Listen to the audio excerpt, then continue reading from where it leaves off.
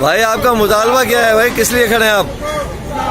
जबरी मुलाजमीन की बर्तरफी के खिलाफ खड़े हुए, कानून के खिलाफ वर्जी करते हुए नेशनल रिफाइनरी लिमिटेड के इंतजामिया ने जबरी मुलाजमत से फारिग किया है। हम ये चाहते हैं कि हमारे बच्चों को फाकों से बचाया जाए, हमारे फैमिली का ख्याल किया जाए, हमारे बच्चों की तालीम का ख्याल किया जाए, फ़ौरन हमें बहाल किया जाए।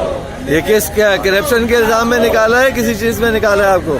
बिला वजह बिला किसी सबब के एक दिन आते नोटिस देते हाथ में, कल से आप नहीं आइएगा। करप्शन तो उनकी अपनी है, बाकी मुलाजमीन को निकाला जा रहा बगैर किसी वजह के, बगैर वजह बताए बरतरफ किया जा रहा है। सुबह नौकरी पे आते हैं, शाम को लेटर देकर घर भेज देते हैं। तो ये क्या किस तरीके से प्रोसेस चल रहा है जनाब, आप बताइए क्या हो रहा है यहाँ पे रिफाइनरी के अंदर, हो क्या रहा है? रिफाइनरी के अंदर बहुत बुरा हाल किया हुआ है एम्प्लॉइज का।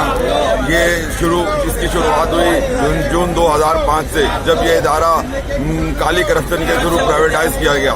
उसके बाद इसके कोई विटनेस था तो वो इस इदारे के एम्प्लॉइज थे जो जानते थे कि ये करप्शन किस तरह से, किस काली करप्शन के तहत ये इदारे को प्राइवेटाइज किया गया। आहिस्ता आहिस्ता पहले इनका इस्तेहसाल किया गया और इनको कंप्रेस किया गया।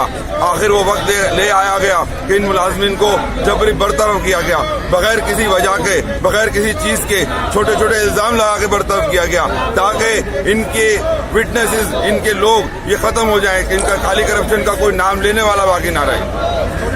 अच्छा, शुक्रिया। हाँ जी जनाब अली, आप बताइए क्या हो रहा है, आपको किस तरीके से निकाला है? फौजदारी मुकदमात कायम किए, क्रिमिनल मुकदमात कायम किए, अदालत में मुकदमा गया और उसके बाद इन्होंने निकाल दिया। अदालती फैसले का भी इंतजार नहीं किया। ये रिफाइनरी प्राइवेट कब हुई है?